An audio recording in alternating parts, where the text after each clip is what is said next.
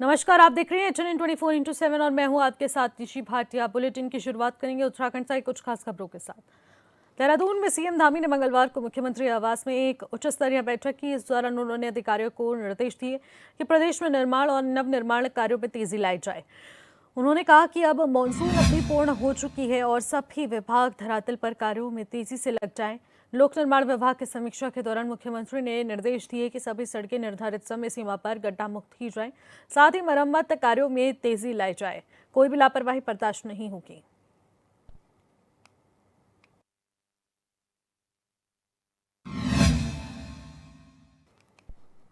उपनेता प्रतिपक्ष भुवन चंद्र कापड़ी ने सरकार पर निशाना साधते हुए कहा कि नकल विरोधी कानून सिर्फ नकल माफियाओं को संरक्षण देने के लिए बनाया गया है। उन्होंने आरोप लगाया कि सरकार या उसका तंत्र पेपर लीक रोकने में पूरी तरह नाकाम रहा, क्योंकि अगर ये सच में नकल रोकने में पूरी तरह से पक्ष में होते तो छात्रों के पास मौजूदा सबूत पहले से ही हाथ ना लग जाते। कापड़ी ने कहा है कि नकल के खिलाफ कार्रवाई केवल दिखावे के लिए होती है, जबकि असली नकल माफियाओं को संरक्षण मिलता है। भारतीय जनता पार्टी खुद इसमें शामिल है।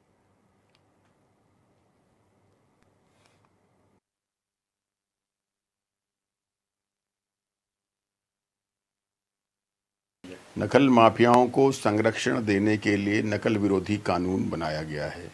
आज भी सरकार का फेलियर है कि अगर 3 पन्ने भी लीक हुए तो वो छात्रों ने दिए हैं एविडेंस के रूप में। सरकार या इनका जो तंत्र है वो कुछ नहीं ढूंढ पाया है, क्योंकि वो तो नकल कराने में संलिप्त है, तो नकल कैसे ढूंढेगा। अगर वो पेपर लीक को रोकने के लिए काम कर रहा होता तो ज़रूर वो सबूत पहले उनके हाथ लगे होते। जो लोग पेपर लीक के खिलाफ हैं इसलिए वो उनके पास लगे पहले। और मैं तो कहता हूँ कि वो तो एक सबूत है जो छात्रों ने उन्हें दिया है, और पेपर ज़रूर बिका होगा। हाकम सिंह को एक दिन पहले अपनी पीठ थपथपाने के लिए, अखबार की सुर्खियां बटोरने के लिए एक दिन पहले अरेस्ट किया जाता है। अगर आप नकल के खिलाफ इतने थे तो आप हाकम सिंह को 1 महीने 2 महीने पहले गिरफ्तार करते। जो नकल माफिया उनको पहले से आप अरेस्ट करते। कोई किसी प्रदर्शन में जा रहा होता है भाजपा के खिलाफ, तब आप उसे होम अरेस्ट कर देते हैं, लेकिन नकल माफियाओं को आप जो है 1 दिन पहले अरेस्ट करते हैं। तो भारतीय जनता पार्टी की सरकार खुद इसमें शामिल है। प्रदेश में स्नातक स्तरीय परीक्षा में गड़बड़ी की शिकायतों के बाद सीएम धामी ने मामले में सीबीआई जांच की घोषणा कर दी है, जिसको लेकर बीजेपी मुख्यालय में आभार व्यक्त किया गया। इस मौके पर दर्जाधारी राज्य मंत्री ज्योति प्रसाद कैरौला ने कहा कि सीएम धामी ने युवाओं की भावनाओं को समझते हुए धरनास्थल तक पहुंचकर उनकी मांगों को स्वीकार किया है, जो उनकी संवेदनशीलता है और दूरदर्शिता है। ऐसे में उन्होंने कहा कि बीते 4 वर्षों में धामी सरकार ने 25,000 से अधिक युवाओं को रोजगार देकर नई दिशा दी है और हमेशा युवाओं के सपनों में उड़ान भरी है।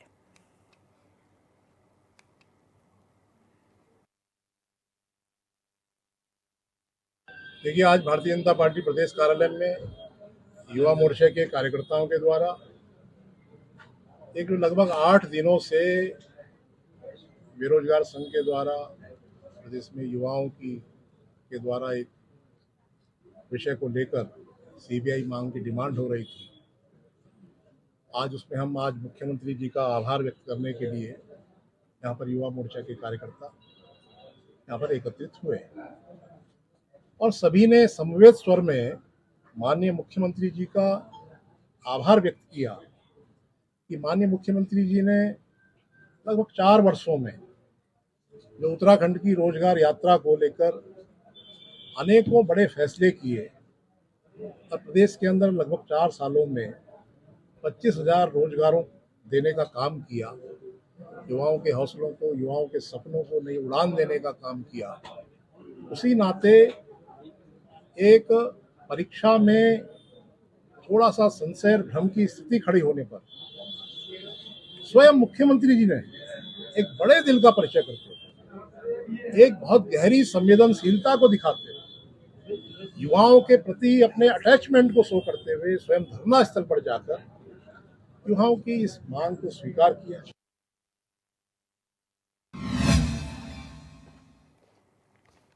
मंगलौर के नारसन स्थित पूर्व कैबिनेट मंत्री करतार सिंह बड़ाना के कार्यालय में एक सभा का आयोजन किया गया, जिस सभा में राज्यसभा सांसद कल्पना सैनी ने शिरकत की। और इस दौरान राज्यसभा सांसद कल्पना सैनी ने कहा कि प्रधानमंत्री नरेंद्र मोदी ने जीएसटी कम कर देश की जनता के हितों में कार्य किया है, जिसके चलते आमजन में काफी खुशी का माहौल है। कार्यक्रम को संबोधित करते हुए राज्यसभा सांसद कल्पना सैनी ने कहा कि जीएसटी बचत उत्सव जैसे कार्यक्रम व्यापारियों को जागरूक करने और सरकार द्वारा किए जा रहे लाभों की जानकारी पहुंचाने में एक प्रभावी माध्यम है।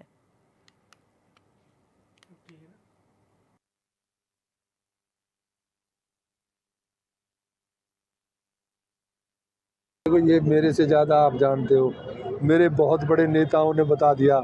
और मैं आपको एक बात मैं बता देता हूँ जो किसी ने नहीं बताया, कि जीएसटी बढ़ने का विरोध तो होता है, और कुछ लोग जो है जीएसटी घटने का विरोध कर रहे हैं। क्यों कर रहे हैं आप बता सकते हैं? बुद्धिजीवी हैं, उनको उनको ये नुकसान हो रहा है कि पहले वो 28% की खाते थे, अब वो 18 की रह गई।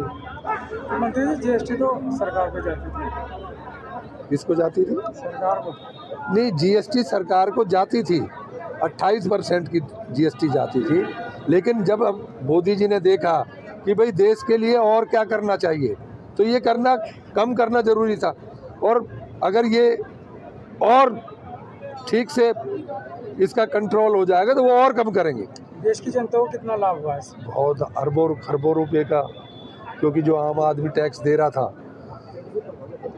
वो तो सब खत्म हो गया।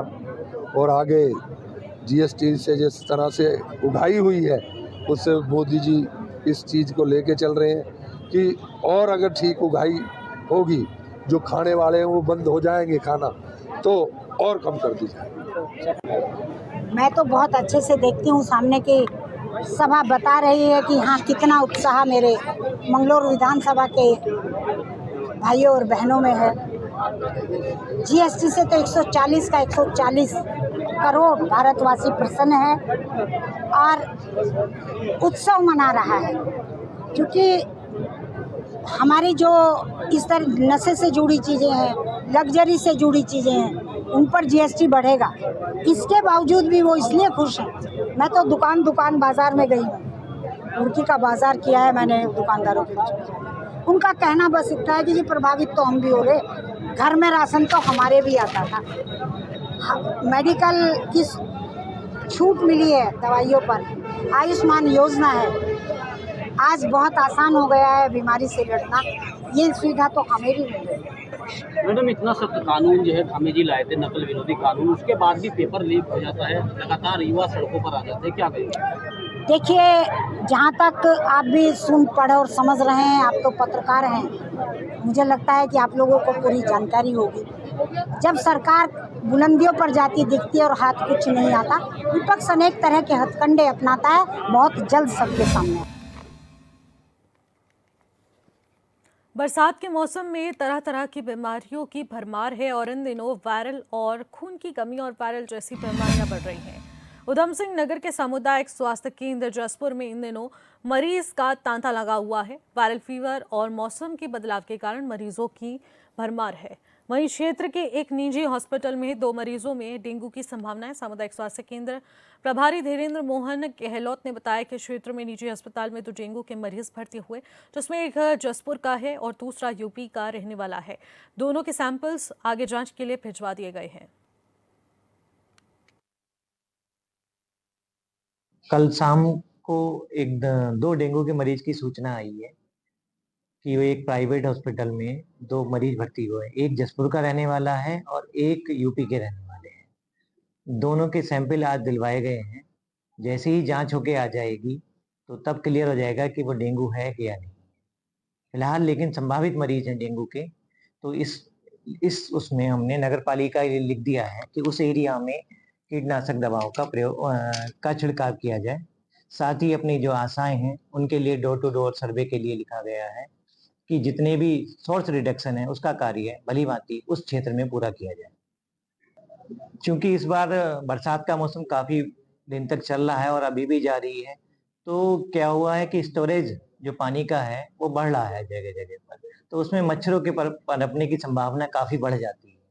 तो जनता से हम यही अपील करेंगे, इस समय पे अपने आसपास जितने भी कहीं भी पानी स्टोर हो रहा है उसको खाली कर दें। जो भी कूलर है या और भी छोटे छोटे टायर हैं या गमले हैं जहाँ पानी है, उनका सोर्स रिडक्शन करें। साथ ही बच्चों और बड़े दोनों वो फुल बाजू के कपड़े पहन कर रहें, खासकर दिन के समय पर।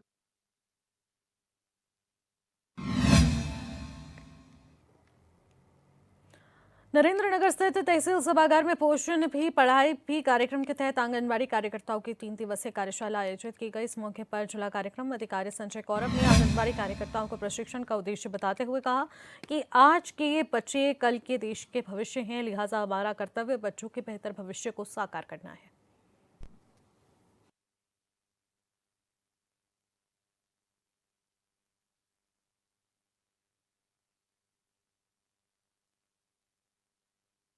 हमारे 3 दिवसीय प्रशिक्षण चल रहे हैं। कुल मिला के 1100 को ट्रेन करना है। प्राथमिकता हम दे रहे हैं वैसे कार्यकर्तियों की जो नया ज्वाइन किए हैं, जिन्होंने पहले से प्रशिक्षण प्राप्त कर लिए हैं, और जो पुरानी हैं तो उनको तो मालूम है कि आंगनवाड़ी केंद्र पे कौन सा कार्य करना होता है, पर जो नवनियुक्त हैं उनको जानकारी है नहीं इसकी। तो इस प्रशिक्षण के माध्यम से एक प्रकार से विभागीय प्रशिक्षण भी वो प्राप्त कर लेंगी, और नए नए जो टेक्नोलॉजिकल इंट्रूजन हुए हैं विभाग में, इंटरवेंशन हुए हैं, जिसमें एफआरएस को मोबाइल पर ही कैप्चर, फेस को कैप्चर करना, अटेंडेंस बनाना, केवाईसी करना, आधार के साथ लिंक करना, तो सारी चीज़ें मोबाइल पर होने लगी हैं और सारी चीज़ें डैशबोर्ड पे अपलोड होती हैं। तो इस प्रशिक्षण के माध्यम से हम तकनीकी रूप से भी प्रशिक्षित कर रहे हैं। है कि पोषण के जरिए हम लोग बच्चों को 3 से 6 साल और 0 से 3 साल के जो बच्चे हैं उनके लिए पढ़ाई का कार्यक्रम भी करवाने की बातचीत कर रहे हैं, जिसमें उसमें सर्वांगीण विकास हो। पर पढ़ाई का कार्यक्रम मतलब कि उसमें वो कुछ गिनती कुछ सीख सके, कुछ भाषा को लेकर बातचीत कर सके, लेकिन साथ साथ पोषण भी चलता रहे, उसके पोषक तत्वों के बारे में भी जानकारी मिलती रहे। तो ये सब कार्यक्रम इस 3 दिन के अंदर होगा। सबसे पहले हम स्वच्छता का ज्ञान देंगे उन्हें, और बच्चों के साथ बातचीत करेंगे, आव भाव के बारे में पूछेंगे, और सबसे पहले सक्षम माता को होना चाहिए, जो कि सबसे प्रथम पाठशाला हमारी घर की होती है। सबसे पहले प्रशिक्षण हम माँ को देते हैं। 0 से गर्भ माह से 1 वर्ष तक हम देख रेख करते हैं माँ की। फिर 3 साल से 6 साल तक बच्चे की निगरानी करते हैं। टीकाकरण हो गया, पोषण संबंधी विकास हो गया, और शिक्षा देते हैं सर, और वर्णमाला ज्ञान हो गया, और इंग्लिश वर्णमाला हो गया। उसमें उठना बैठना, स्वच्छता, सब व्यायाम सिखाना, उसके साथ बातचीत करना, माता गृह भ्रमण करना। इसमें हमारी बहुत सारे काम होते हैं, बीएलओ के काम होते हैं, शिक्षा के पत्ते होते हैं, मीटिंग में जाना होता है सर, बहुत सारे काम होते हैं। इसमें हमें दाम कुछ नहीं मिलता है, बहुत कम मिलता है हमें दाम। बहुत सारे काम होते हैं, सर्वे हो गया, विकलांग का सर्वे हो गया, और इत्यादि अन्य काम भी होते हैं सर, जैसे कि हमारे सब शारदीय नवरात्र के महाअष्टमी पावन उत्सव को लेकर बद्रीनाथ धाम की रक्षक देवी तिला भराड़ी और स्थित पेच मारुवशी मंदिर समेत अन्य मंदिरों में धार्मिक अनुष्ठान और पूजन कार्यक्रम आयोजित किए गए, जिसमें माता की भक्ति में बद्रीपुरी का माहौल भक्तिमय हो गया। इन मंदिरों में कन्या पूजन भंडारा अनुष्ठान का आयोजन किया गया। पूजा समितियों की ओर से ये कार्यक्रम आयोजित किए गए।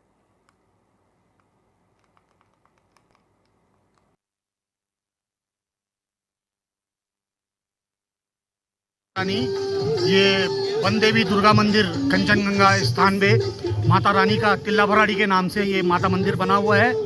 यहाँ पे हम ग्रामीण लोग जो बामणी बद्रीनाथ से हर साल भंडारे का आयोजन कराते हैं। हमारी नंदा समिति के ग्रुप बना हुआ है। ये माता रानी के 9 के 9 दिन हमारे यहाँ पाठ पूजा चलती है।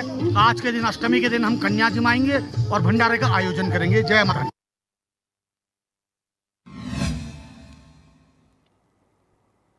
राजधानी देहरादून के परेड ग्राउंड में दशहरा महोत्सव की तैयारियां अंतिम चरण पर है, जहां 121 फीट ऊंचा रावण का पुतला आकर्षण का केंद्र बना हुआ है।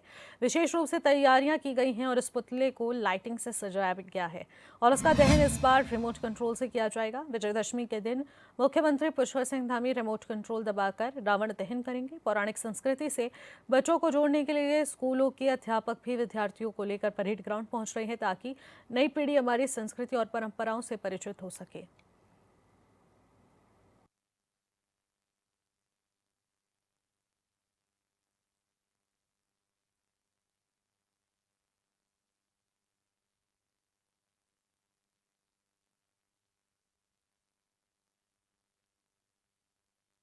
क्या नाम है भाई आपका?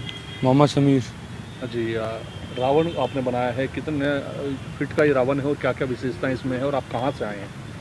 भाई मैं आगरा से आए हैं हम 10-15 जने हम और 121 फीट का ये रावण है और इसमें 10 सर लगे हैं और 5 रिमोट कंट्रोल वाले बम लगे हैं।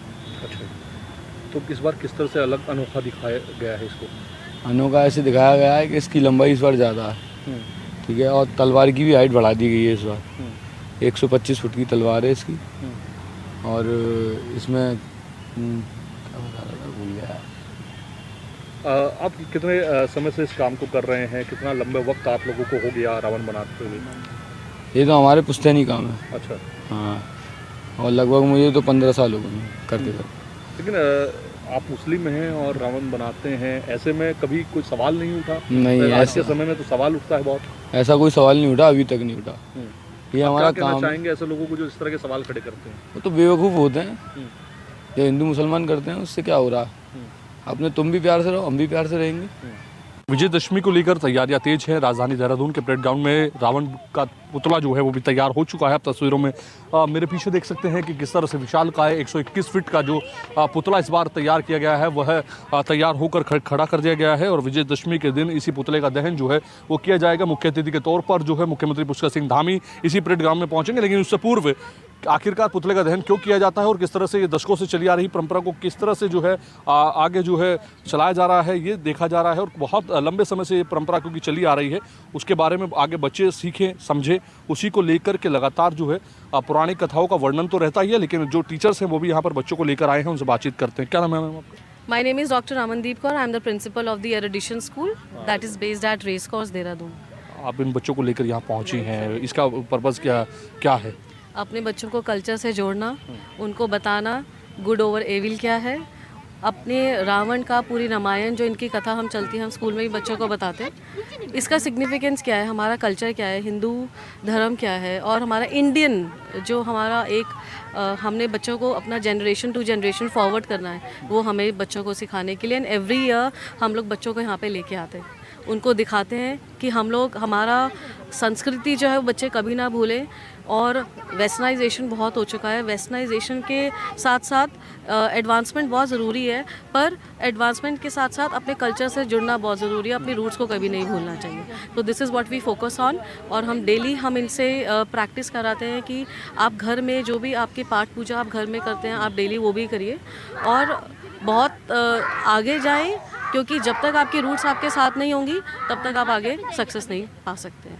लेकिन जिस तरह से कल्चर बदलता जा रहा है, आपको नहीं लगता कि अभी से बहुत ज़रूरी है? बहुत ज़रूरी है सर, कन्वर्जन बहुत सारा हो रहा है, हर जगह हो रहा है, पर हमको जब तक हम लोग पास ऑन नहीं करेंगे तब तक बच्चों को कैसे पता चलेगा, ये बहुत ज़रूरी है। लेकिन कुछ स्कूलों में तो कलावा बांधने तक को रोक लगा दिया जाता है, तिलक को लेकर के रोक। सेक्युलरिज्म में बिलीव करते हैं, it's not about one religion और the other, we are talking about all the religions and we respect all religions. तो हम सब रिलीजन को हम सारे फेस्टिवल सेलिब्रेट करते हैं ताकि जो इंडिया की जो डाइवर्स कंट्री है इंडिया, वो उसका जो एक असेंस है वो बरकरार है। क्या क्या बताया आपने बच्चों को अभी तक?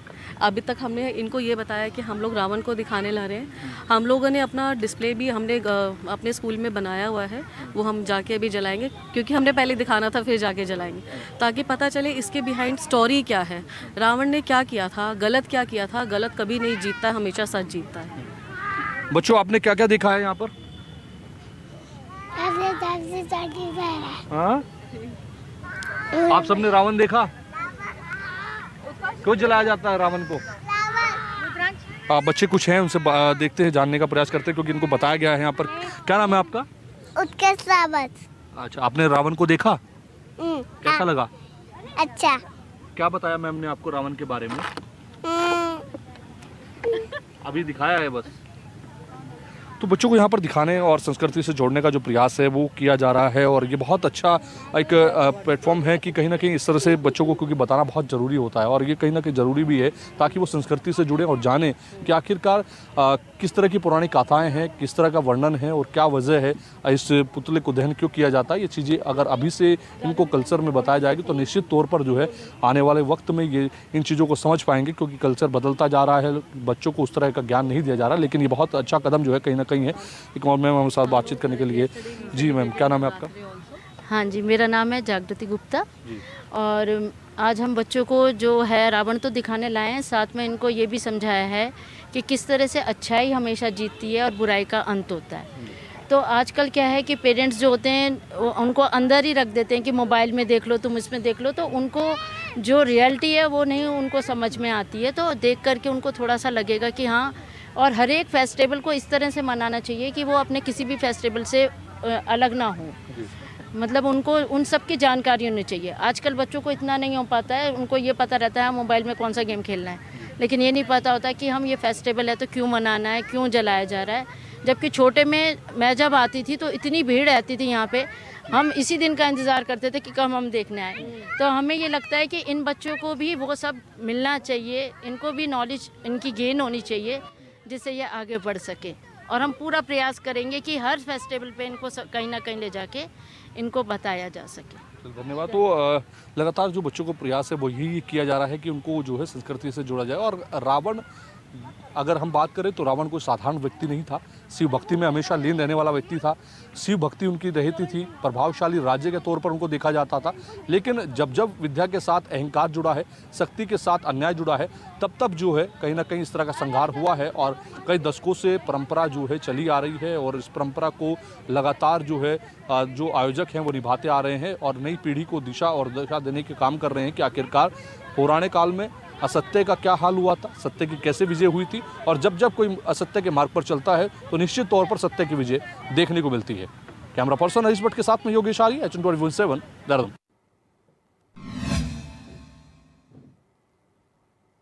लाल इस बुलेटिन में इतना ही। आप देखते रहिए H24/7। नमस्कार।